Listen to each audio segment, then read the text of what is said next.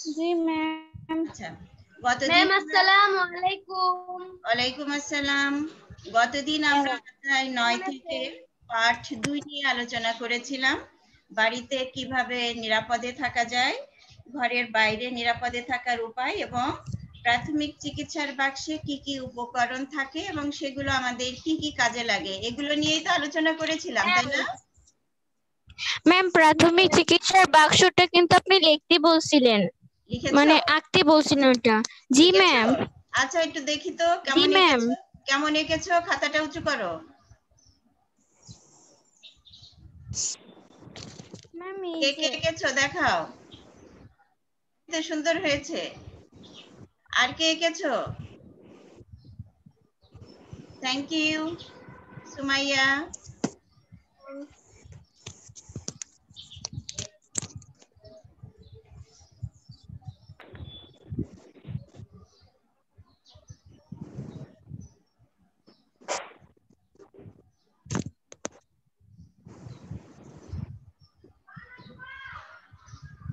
Ma'am এটা কি আঁকতে হবে? আঁকতে দিয়েছিলাম। তোমাদের সবার বাসায় একটা ফার্স্ট এইড বক্স রাখবে, ঠিক আছে? যদি কারোর বাসায় না থাকে তাহলে নিজেরাই তৈরি করবে। একটা বক্সের উপরে তোমরা এরকমের রং করে দিতে পারো এবং লিখে রাখতে পারো ফার্স্ট এইড বক্স, তাই না? আচ্ছা, তাহলে পরে যারা আসছো তারা খেয়াল করো, আমরা গতদিন অধ্যায় 9 থেকে আসসালামু আলাইকুম। ওয়ালাইকুম আসসালাম। আমরা গতদিন অধ্যায় 9 থেকে বাড়িতে কিভাবে নিরাপদে থাকা যায় এবং ঘরের বাইরে নিরাপদে থাকার উপায় এবং প্রাথমিক চিকিৎসার বক্সে কি কি থাকে এবং সেগুলো আমাদের কি কি কাজে লাগে, এগুলো নিয়ে আলোচনা করেছিলাম, তাই না? আর এগুলোই আমাদের পড়া ছিল, এইচডব্লিউ ছিল, তাই তো? তো এই নিশ্চয়ই সবাই বাড়ির কাজটা ভালো করে শিখেছো, তাই না? পড়াগুলো শিখেছো। আচ্ছা, এবার আমি নুসরাত জাহান তিশা, তুমি নুসরাত জাহান তিশা, ওয়ালাইকুম আসসালাম। তিশা, তুমি কি বলতে পারবে প্রাথমিক চিকিৎসার বাক্সে কি কি থাকে? ম্যাম আমি আগে ক্লাসগুলো করিনি। ছিলে না তুমি গতদিন? রূপন্তী বলতে পারবে? ম্যাম বলো, বলতে প্রাথমিক পারবো। চিকিৎসার বাক্সে কি কি থাকে? ম্যাম তুলা, কাঁচি, জীবাণুনাশক, থার্মোমিটার, তারপরে ব্যান্ডেজ, টেপ। Thank you. আচ্ছা, এরপরে কি হলো, আমাকে শুনতে পাচ্ছ না কেউ?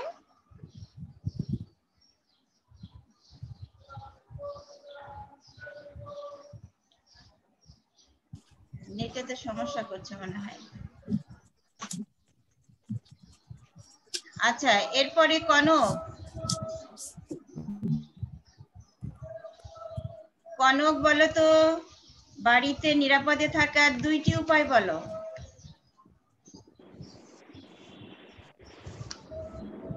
কনক এখনো রেডি হয়নি। সানজিদা, তন্নি, বাড়িতে নিরাপদে থাকার 2টা উপায় বলো। জি ম্যাম। বাড়িতে নিরাপদে থাকার 2টা উপায়। ছুরি, কাঁচি জাতীয় ধারালো জিনিস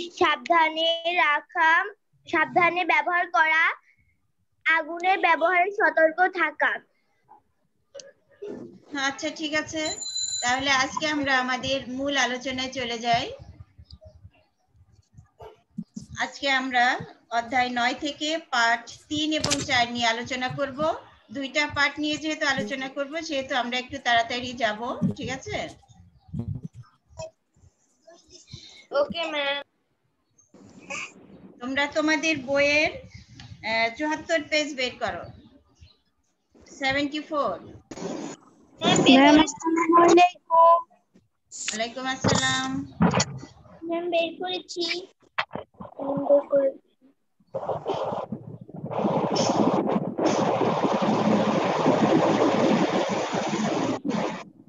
মিউট করো না, একটা আওয়াজ আসতেছে। তোমাদের মোবাইলটা মিউট করে রাখো বাবা। তানহা মিউট।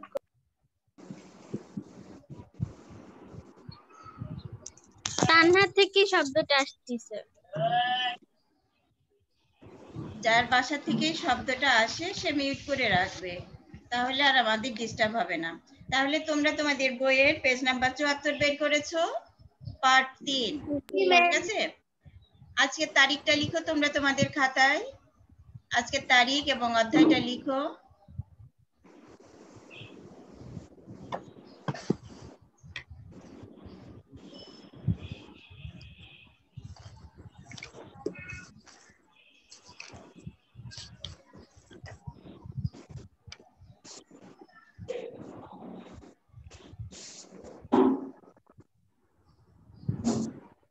আজকে 8 তারিখ, তাই না?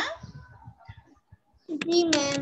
হ্যাঁ লিখো, তোমরা তোমাদের খাতায় লিখো আজকে 8 তারিখ, অধ্যায় 9 সেটা লিখো। আজকের আলোচনা থেকে আমরা যেটা শিখবো সেটা হলো রাস্তা পার হওয়ার নিয়ম জানতে পারবো, আর রাষ্ট্রের প্রতি আমাদের কর্তব্য কি কি সেগুলো জানতে পারবো।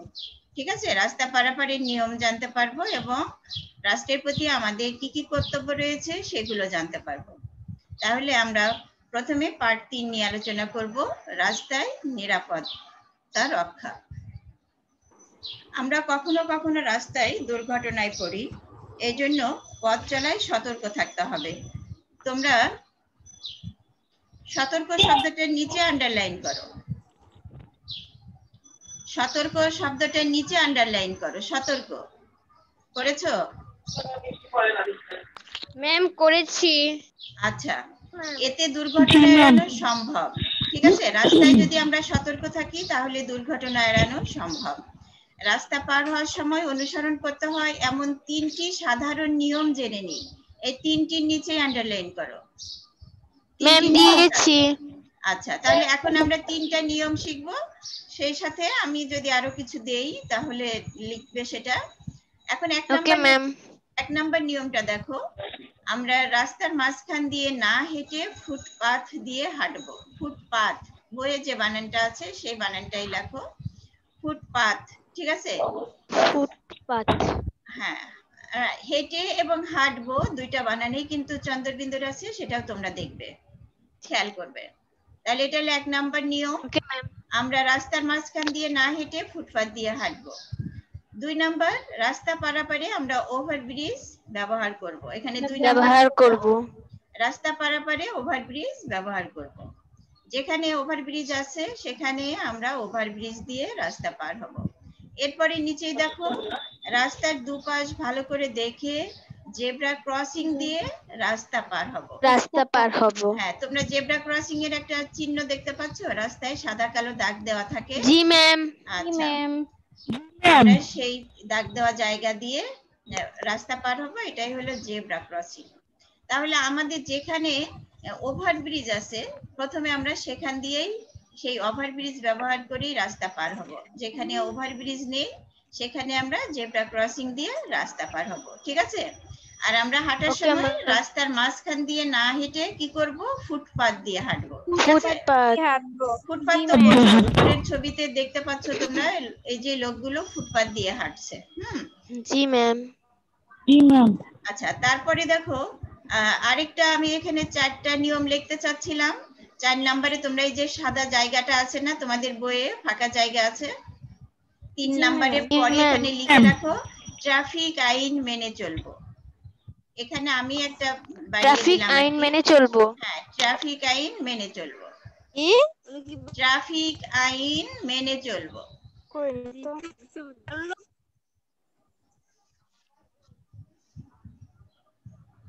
ম্যাম এইটা 4 নাম্বার।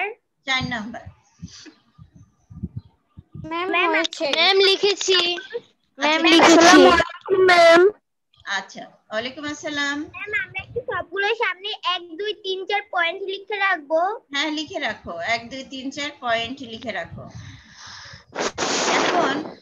এখন তোমরা খেয়াল করো, এই যে 1 নাম্বার আমরা রাস্তার মাঝখান দিয়ে না হেঁটে ফুটপাথ দিয়ে হাঁটবো, এই ফুটপাথের নিচে দাগ দিয়ে দাও। শূন্যস্থান পূরণে আসতে পারে।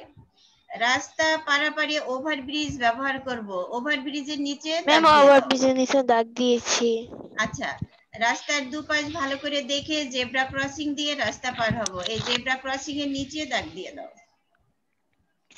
ম্যাম দিয়েছি। আচ্ছা, অন্যান্য উন্নয়নশীল দেশের তুলনায় বাংলাদেশে সড়ক দুর্ঘটনার পরিমাণ অনেক বেশি। অনেক সময় গাড়ি, বাস, ট্রাক বিপজ্জনকভাবে চালানো হয়। তাই রাস্তা পারাপারের সময় বিভিন্ন যানবাহন, বিশেষ করে ট্রাক, বাস ও গাড়ির বিষয়ে সাবধানতা অবলম্বন করা প্রয়োজন। এই সাবধানতার নিচে দাগ দিয়ে দাও। এই যে নিচের প্যারা, সাবধানতা অবলম্বন করা প্রয়োজন। ম্যাম দিয়েছি। আচ্ছা, সাবধানতার ম্যাম নিচে শুধু দাগ দাও। সাবধানতা না অবলম্বনও দিব। না, সাবধানতাই দাও। ড্যাশ অবলম্বন করা প্রয়োজন। ম্যাম সাবধানতা 4 নাম্বার অবলম্বন করা প্রয়োজন। পয়েন্টটা কি? 4 নাম্বার পয়েন্টটা ট্রাফিক আইন মেনে চলবো। ট্রাফিক আইন মেনে চলবো। রাস্তায় পথ চলার সময় আমাদের নিরাপত্তার সম্পর্কে সচেতন থাকতে হবে। এই নিরাপত্তার নিচে দাগ দিয়ে দাও। নিরাপত্তার নিচে দাগ দাও। রাস্তায় চলার ম্যাম সময় দিয়েছি। রাস্তায় চলার সময় আমাদের ড্যাশ সম্পর্কে সচেতন হতে হবে। কি সম্পর্কে? নিরাপদ সম্পর্কে। নিরাপত্তা সম্পর্কে নিরাপদ আমাদের নিরাপত্তা সম্পর্কে সম্পর্কে সচেতন থাকতে সচেতন হবে। হতে হবে। প্রথমে আমার নিজের নিরাপত্তাটা বিধান করতে হবে। হ্যাঁ, জি ম্যাম। তারপরের পেজে যাও, এসো বলি। এখানে দেখো কারো মোবাইলে সাউন্ড হচ্ছে, মোবাইলটা মিউট করো। জি ম্যাম, অনেক শব্দ আসছে। Thank you. তারপরে দেখো এসো বলি, এখানে রাস্তা পারাপারের কিছু নিয়ম আছে, ঠিক আছে? নিয়মগুলো একটু দেখো। সড়ক নিরাপত্তা কোড, অর্থাৎ রাস্তা পারাপারের রাস্তায় চলার সময় নিরাপদে থাকার জন্য তোমাকে কি কি নিয়ম মেনে চলতে হবে। 1 নাম্বার, রাস্তা পারাপারের জন্য সবচেয়ে নিরাপদ জায়গাটি খোঁজো। রাস্তা পারাপারের জন্য সবচেয়ে নিরাপদ জায়গা কোনটা? ব্রিজ, তারপরে জেব্রা ক্রসিং, তাই না? Overbridge, zebra crossing. হ্যাঁ। জি ম্যাম। তারপরে 2 নম্বরে জি, ম্যাম। দেখো, রাস্তার বাঁকে বা শেষ প্রান্তে পৌঁছানোর আগেই থামো। রাস্তায় মোড় নেওয়ার সময় বা ঘোরার সময় কখনো সোজা পথে তো আমরা যাই না, আমাদের তো একটু বাঁক নিতে হয় কখনো কখনো। জি ম্যাম। সেজন্য সেখানে আমরা চলে যাব না দ্রুত, সেখানে মোড় নেওয়ার সময় একটু থামবো, ঠিক আছে? কারণ সামনে থেকেও গাড়ি আসতে পারে বা লোকজন আসতে পারে। জি ম্যাম। গাড়ি বা লোকজন আসলে কি হবে, আমাদের সাথে বেঁধে যেতে পারে, দুর্ঘটনা ঘটে যেতে পারে। তাহলে আমরা জি, একটু ম্যাম। থামবো, ঠিক আছে? গাড়িওয়ালাকেও থামতে হবে, তোমাকেও থামতে হবে। শুধু তোমাকেই থামতে হবে এমন কথা নাই যে গাড়িওয়ালা থামবে না আর আমি থামবো, দুজনকেই থামতে হবে। দুজনের জন্যই এই নিয়মগুলো। 3 নম্বরে দেখো, যানবাহন আসছে কিনা তা দেখো এবং শোনো। 4 নাম্বার, যানবাহন আসতে দেখলে এটিকে পার হতে দাও। 5 নাম্বার, রাস্তা নিরাপদ হলে সোজাসুজি রাস্তা পার হও, দৌড়াদৌড়ি করবে না, ঠিক আছে? অনেক সময় আমরা বন্ধুরা মিলে কি করি, দৌড়াদৌড়ি করি, তাই না? দৌড়ায় পার হয়ে যায়, এটা করব না। আমরা সোজাসুজি রাস্তা দিয়ে আস্তে হেঁটে পার হব। এরপরে দেখো, এসো লিখি।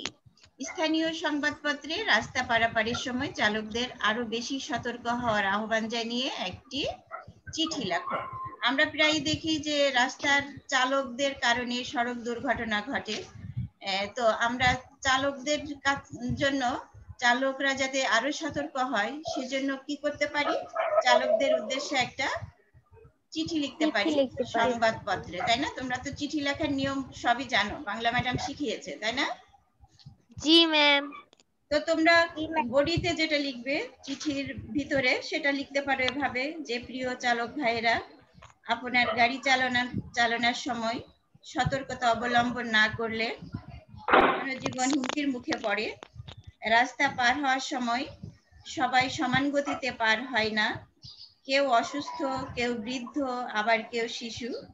যখন পথচারী পার হয় তখন আপনাদের আরো বেশি সতর্কতা ও সহযোগিতা বিশেষভাবে কাম্য। এতে সড়ক দুর্ঘটনা কমবে এবং জনজীবনের নিরাপত্তা বৃদ্ধি পাবে। একটু খেয়াল করো যে অ্যাক্সিডেন্ট কিন্তু শুধু সাধারণ মানুষ হয় না, ওই যে যে ড্রাইভার গাড়ি চালাচ্ছে তারও আত্মীয় স্বজন থাকে, তারও ছেলে মেয়ে থাকতে পারে, তারও বাবা মা থাকতে পারে, অ্যাক্সিডেন্ট হতে পারে, তাই না? এজন্য সব জি ম্যাম। গাড়ি চালকদেরই কিন্তু নিরাপত্তা রক্ষার জন্য সতর্ক হয়ে গাড়ি চালানো উচিত। এরপরে দেখো আরো কিছু করি। গ নাম্বার, 5টি দলে পথচারী, ব্যক্তিগত গাড়ির যাত্রী, মোটরসাইকেল চালক, বাস যাত্রী, সাইকেল চালক ভাগ হয়ে প্রতি দল সড়ক দুর্ঘটনা হ্রাসের 2টি করে উপায় নিয়ে আলোচনা করো। এখানে দেখা যাচ্ছে যে পথচারী যে আমরা সাধারণ মানুষ, তাই না? পথচারী, ব্যক্তিগত গাড়ির যাত্রী, মোটরসাইকেল চালক, বাস যাত্রী, সাইকেল চালক, এদের প্রত্যেকেরই কিছু না কিছু দায়িত্ব আছে এই দুর্ঘটনা হ্রাসের জন্য, তাই না? দুর্ঘটনা হ্রাসের জন্য প্রত্যেকেরই কিছু দায়িত্ব থাকে। পথচারী কি দায়িত্ব পালন করবে? পথচারী ধরো তুমি বা আমি, তো আমাদের কি করতে হবে? রাস্তার দুই পাশ ভালো করে দেখে জেব্রা ক্রসিং দিয়ে রাস্তা পার হতে হবে। আমরা প্রথমে কোন দিকটা দেখবো বলো তো? আমরা প্রথমে দেখবো ডাইনে, তাই না? তারপরে বামে। প্রথমে আমরা রাস্তা পার হওয়ার সময় প্রথমে দেখবো ডাইনে, তাকাবো যে গাড়ি আসছে কিনা, তারপরে আমরা বামে। ডাইনের রাস্তাটা পার হওয়ার পরে বামে আবার রাস্তা থাকে, সেটা দেখবো গাড়ি আসছে কিনা, তবে দেখে আমরা রাস্তা পার হব। এরপরে পথচারী আরেকটা বিষয় খেয়াল রাখবে, সেটা হলো রাস্তা পারাপারে ওভারব্রিজ ব্যবহার করবে, ঠিক আছে? তারপরে ব্যক্তিগত গাড়ির যাত্রী সেও তার নিরাপত্তা রক্ষার জন্য কি করবে? ড্রাইভারকে বলবে ওভারটেকিং করতে নিষেধ করবে। তারপরে সিট বেল্ট বেঁধে গাড়িতে বসতে হবে। অনেক সময় গাড়িওয়ালা তো পাল্লা দিয়ে গাড়ি চালায়, তাই না? দ্রুত যেতে চায়, গাড়িকে ওভারটেকিং করতে চায়, সেজন্য অ্যাক্সিডেন্ট ঘটে। এরপরে দেখো মোটরসাইকেল চালানোর সময় মাথায় হেলমেট ব্যবহার করতে হবে। তারপরে দ্রুত গতিতে মোটরসাইকেল চালানো থেকে বিরত থাকতে হবে। তারপরে আছে বাসে ওঠানামার ক্ষেত্রে আশপাশ ভালো করে দেখতে হবে। তুমি ধরো বাস যাত্রী বা আমি বাস যাত্রী, তাহলে আমাকে কি করতে হবে? আমাকে বাসে ওঠার সময় ভালো করে আশেপাশে দেখতে হবে গাড়ি আসছে কিনা। তারপরে বাসে ওঠার ক্ষেত্রে প্রথমে ডান পা দিবে, তারপর নামার ক্ষেত্রে বাম পা দিয়ে নামবে। বাসে ওঠার ক্ষেত্রে ডান পা দিয়ে উঠবে আর বাম পা দিয়ে নামবে। আর সাইকেল চালকরা মহাসড়কে সাইকেল চালানো থেকে বিরত থাকবে এবং সাবধানতা অবলম্বন করবে যাতে অ্যাক্সিডেন্ট না হয়। এরপরে দেখো তোমাদের বইয়ে যাচাই করি। ছবি থেকে বিভিন্ন ধরনের রাস্তা ব্যবহারকারীর নাম লেখো। তোমাদের বইয়ে ছবি দেওয়া আছে 3টা, এবং সেখানে ফুটপাত ব্যবহারকারী সেও একজন পথচারী, তাই না?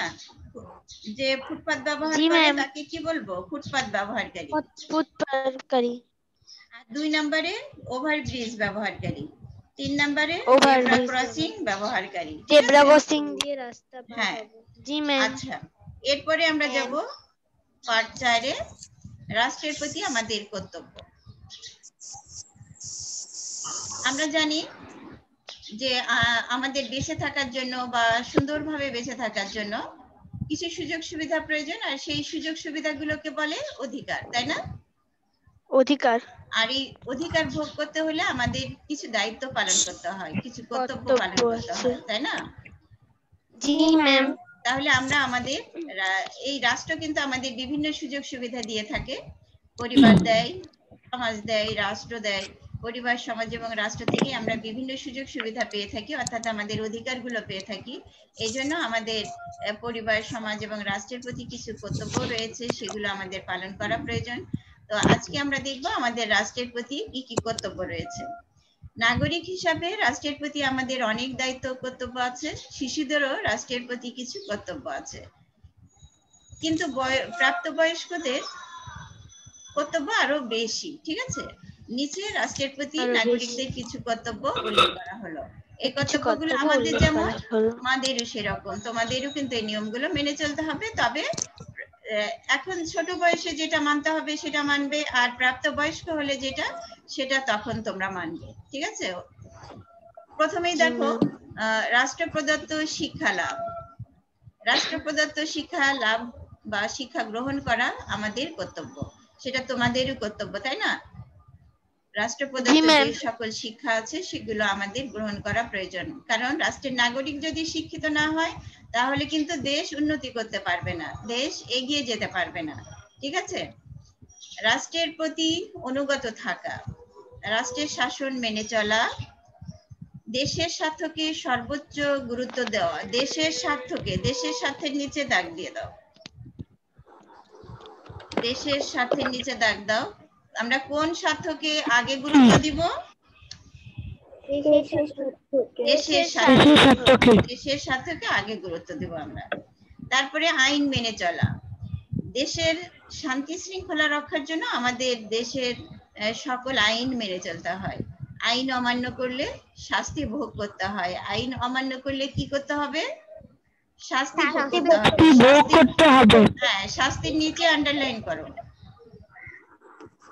নিয়মিত কর প্রদান করা, এটা একটা সংক্ষিপ্ত প্রশ্নের উত্তর। আমাদের নিয়মিত কর প্রদান করা উচিত কেন?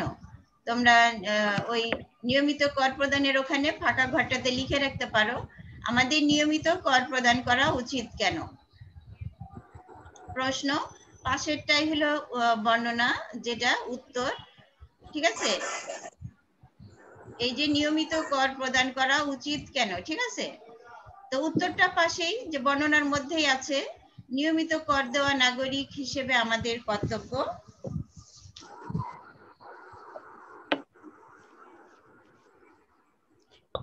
এই কর থেকে প্রাপ্ত অর্থ দিয়ে রাষ্ট্র বিভিন্ন প্রতিষ্ঠান পরিচালনা করে এবং নাগরিকদের বিভিন্ন সুযোগ সুবিধা দেয়। ঠিক আছে? এই যে আমরা রাষ্ট্রের কাছ থেকে যে সুযোগ সুবিধাগুলো পেয়ে থাকি, রাষ্ট্র এই সব সুযোগ সুবিধা দেয় কিভাবে? কারণ নাগরিকদের কাছ থেকে প্রাপ্ত অর্থ দিয়েই রাষ্ট্র বিভিন্ন প্রতিষ্ঠান তৈরি করে এবং পরিচালনা করে, আর নাগরিকদের বিভিন্ন সুযোগ সুবিধা দিয়ে থাকে। এরপরে দেখো ভোটদান। আমরা গণতান্ত্রিক দেশে বাস করি, তাই 18 বছর বয়স হলে আমাদের অবশ্যই ভোটদানে অংশগ্রহণ করা উচিত। 18 বছরের নিচে দাগ দাও। গণতান্ত্রিক দেশে বাস করি, এই গণতান্ত্রিকের নিচে দাগ দাও। কত বছর বয়স হলে আমরা ভোট দিতে পারি? 18 বছর। এই ভোটদানের মাধ্যমে কিন্তু আমরা দেশের শাসন কার্যে অংশগ্রহণ করতে পারি। ঠিক আছে? আমরা আমাদের মতামত প্রকাশ করতে পারি। তারপরে দেখো রাষ্ট্রীয় সম্পদ রক্ষা করা, রাষ্ট্রের বিভিন্ন সম্পদ যাতে নষ্ট না হয় সেদিকে লক্ষ্য রাখতে হবে। একই সঙ্গে রাষ্ট্রীয় সম্পদ রক্ষায় গুরুত্বপূর্ণ ভূমিকা পালন করতে হবে। যেমন ধরো আমরা এই যে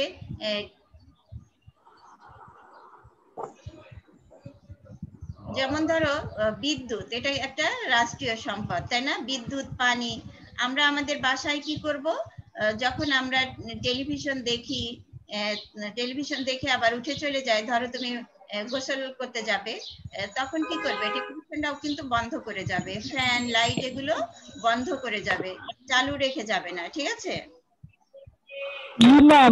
তারপরে পানি ছেড়ে দিয়ে রাখবে না। হ্যাঁ, অনেক সময় আমরা দাঁত ব্রাশ করি, পানি ছেড়ে দিয়ে রাখি, এগুলো করবে না। পানিটা বন্ধ করে তারপরে দাঁত ব্রাশ করবে, তারপরে মুখ ধুবে। হ্যাঁ, এভাবেই আমাদের রাষ্ট্রীয় সম্পদ রক্ষা হবে। এছাড়া কি হয়, ট্রেনে ভ্রমণের সময় অনেকে দেখা যায় যে ট্রেনের সিটগুলো কাটে বসে বসে, ছিঁড়ে। তো এগুলো করা ঠিক না, কারণ ট্রেনও একটা, কিন্তু এটাও আমাদের একটা রাষ্ট্রীয়। আসসালামু আলাইকুম। ওয়ালাইকুম আসসালাম। ম্যাম, আমার নেট ছিল না বলে ক্লাসে ঢুকতে একটু দেরি হয়ে গেছে। আচ্ছা, ঠিক আছে। ম্যাম, রোল 15টা প্রেজেন্ট দিয়ে দেন। হ্যাঁ, প্রেজেন্ট দিয়েছি আমি। এরপরে দেখো আমাদের দেশে কি কি নির্বাচন হয়, কেউ বলতে পারবা কি কি নির্বাচন হয়? দেখো আরো কিছু করি গতে। আমাদের দেশে জাতীয় সংসদ নির্বাচন হয়, সিটি কর্পোরেশন, তারপর পৌরসভা, ইউনিয়ন পরিষদ নির্বাচন হয়ে থাকে। আমাদের দেশে কি কি নির্বাচন হয়? জাতীয় সংসদ নির্বাচন, সিটি কর্পোরেশন নির্বাচন, পৌরসভার নির্বাচন ও ইউনিয়ন পরিষদের নির্বাচন হয়। এরপরে দেখো যাচাই করি। তোমার যখন ভোট দেওয়ার বয়স হবে তখন তুমি কেমন ব্যক্তিকে ভোট দেবে সেই সিদ্ধান্ত কিভাবে নেবে?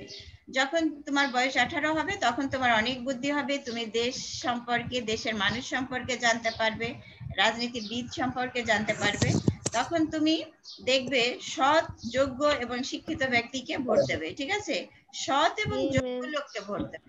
শিক্ষিত হলেই কিন্তু সে আবার সৎ হয় না। হ্যাঁ, শিক্ষিত হতে হবে, তাকে অবশ্যই সৎ হতে হবে। দুর্নীতিবাজ হলে তো হবে না বাবা। দুর্নীতি নিজেও করবে না, দুর্নীতিকে প্রশ্রয়ও দেবে না, দুর্নীতিবাজকে ভোটও দেবে না। হ্যাঁ, জি মনে ম্যাম। থাকবে, মনে থাকবে। নিজে দুর্নীতি করবে না, দুর্নীতিকে প্রশ্রয় দেবে না এবং দুর্নীতিবাজকে ভোটও দেবে না, অসৎ ব্যক্তিকে, হ্যাঁ, অসৎ ব্যক্তিকে ভোটও দেবে না। এবার দেখো তো এই শূন্যস্থান পূরণগুলো লিখতে পারো কিনা। 12টা শূন্যস্থান পূরণ আছে। আমাদের সময় যদিও কম, দেখতে পাচ্ছি 7 মিনিট সময় আছে। তোমরা যারা স্ক্রিন শেয়ারে নিতে পারো নিয়ে নাও, আর তাছাড়াও তোমাদের লিখতে হবে, কারণ তোমাদের কিন্তু পরীক্ষায় প্রশ্নের ধরনটা হয়তো চেঞ্জ হয়ে গেছে আবার, শুনেছো? জি ম্যাম, ইংলিশ সাইমা কিছু ম্যাম আছে। বলেছিলেন। হ্যাঁ, আগের মতোই হতে পারে, অর্থাৎ সংক্ষিপ্ত প্রশ্ন, শূন্যস্থান, মিলকরণ এবং রচনামূলক প্রশ্ন, যেটা আমাদের কাঠামোবদ্ধ প্রশ্ন উত্তর আসে। আমরা যেটা সমাপনী পরীক্ষার জন্য আমরা প্রস্তুতি নিয়েছিলাম সেই রকমই হতে পারে। তো তোমরা যারা স্ক্রিন শেয়ারে নিতে পারো নিয়ে নাও, আর যারা ম্যাম, লিখতে চাও, আপনি যে অধ্যায়ের কথা বলছিলেন ওগুলাইতেই হবে নাকি হ্যাঁ, ওই সবগুলো অধ্যায়, করতে হবে? হ্যাঁ, ওই অধ্যায়গুলোই থেকে হবে, 6টা অধ্যায়। আমরা আজকে ম্যাম, আপনি কোন কোন অধ্যায় দিছিলেন? আচ্ছা, এবার শোনো, আমি বলছি শোনো। কি হলো, হ্যাং হয়ে গেছো কেন? ম্যাম বলেন, ম্যাম বলেন। 1 2 3 4 9 এবং 12। 1 2 3 4 9 এবং 12। 9টা আজকে আমাদের শেষ হয়ে যাবে। 4 9 12। হ্যাঁ, ভালো করে শিখবে। আমরা যে প্রশ্নগুলো শিখেছি, রিভিশন দিলাম আবার, এই রিভিশনের প্রশ্নগুলো ভালো করে শিখবে। 9 অধ্যায়ের পরে 12 অধ্যায়ও রিভিশন শেষ হলে তারপর কি আমরা আবার রিভিশন দিব? হ্যাঁ, আমাদের ক্লাস তো যদি চলতে থাকে তাহলে আমরা রিভিশন দিব। ঠিক আছে, আমরা আবার পড়বো, অসুবিধা নেই। জি ম্যাম। বলো। ম্যাম, আমি তো লেট করে ঢুকছি, তো আমার এটাতে ইন্টারনেট ছিল না। আচ্ছা, আমি প্রেজেন্ট দিতে তুমি পারি কি শর্ট সিলেবাসটা জানো? কোন কোন অধ্যায় থাকবে পরীক্ষায়? না ম্যাম। আচ্ছা, যদি না জানো আমি আবার বলে দিই। 1 না, 2 আপনার কথা কেটে কেটে আসতেছে। 1 2 3 4 9 ও 12 শুনতে পেয়েছো? জি ম্যাম, আপনাদের মিটিং কি আজকে অনলাইনে? হ্যাঁ, আম্মু আমাদের জিজ্ঞেস মিটিং, করতেছে। হ্যাঁ, অনলাইনে।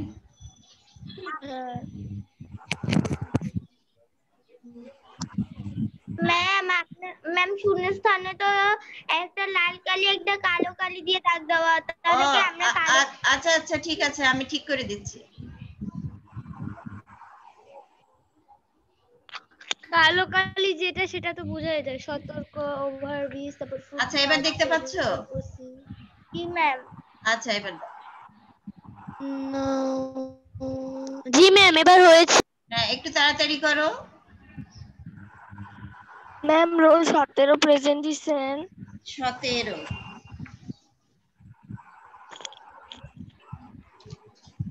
ম্যাম, রোল 20 প্রেজেন্ট দিছেন। হ্যাঁ, দিয়েছি। Ma'am, role 8 present. ম্যাম, সবাই দিছে। Ma'am, roll 10 present. আমি রোলগুলো এর মাঝে আমি একবার বলি, তোমরা শোনো।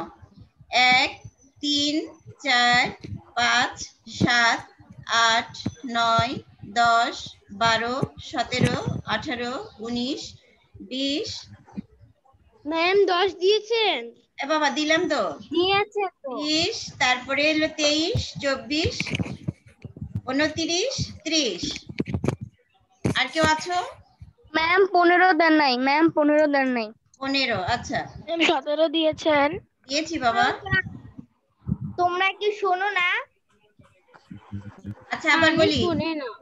1 3 4 5 7 8 9 10 12 15 17 18 19 20 23 24 29 30। আর কেউ আছো? না ম্যাম। আচ্ছা,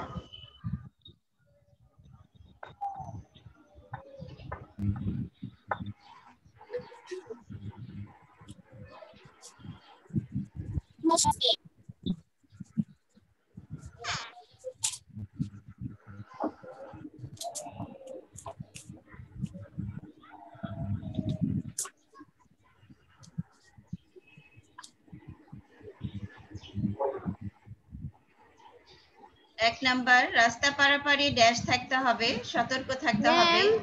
বলো ম্যাম বলো। ম্যাম 7 নাম্বারটা আমরা দেশের সার্থক সর্বোচ্চ আচ্ছা। গুরুত্ব তারপরে কি দিব? না না, এইটা দাও, আমরা দেশের সাথে দেশের নিচে দাগ দাও। ম্যাম সর্বোচ্চ হবে না? সর্বোচ্চ দাও, দেশের নিচেও দাও, আন্ডারলাইন করো, দেশের নিচেও দাগ দাও। ম্যাম এরপর গুরুত্বর পর দিব লিখছেন? হ্যাঁ, গুরুত্ব দিব লিখছি। ম্যাম স্বার্থর নিচে ওই যে আপনার দন্তেশ্বর নিচে একটা ব হবে না? হ্যাঁ, দন্তেশ্বর নিচে একটা ব হবে, তোমরা দিয়ে দাও, দন্তেশ্বর নিচে একটা ব দিয়ে দাও। আর দেশের নিচেই আন্ডারলাইন করো, আমরা ড্যাশ স্বার্থকে সর্বোচ্চ গুরুত্ব দিব।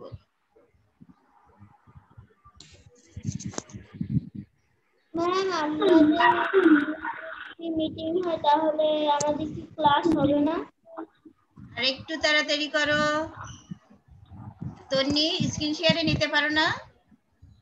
জি ম্যাম, নিছি তো। নিয়েছো? আচ্ছা ঠিক আছে, তাহলে আমরা কি সবাই নিয়েছি, স্ক্রিন শেয়ারে নিয়েছি? জি ম্যাম। ঠিক। আচ্ছা, লিখো, খাতায় লিখো। খাতায় তো লিখতেই হবে, না লিখলে তো পড়তে পারবে জি না, তাই ম্যাম। না? পরীক্ষার জন্য তো পড়তে হবে।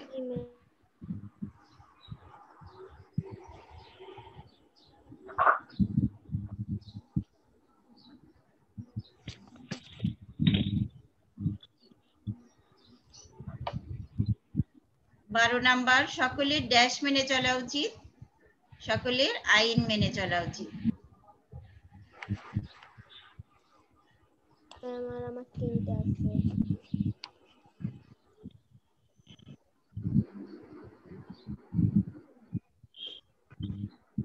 আমাদের সময় শেষ হয়ে যাবে।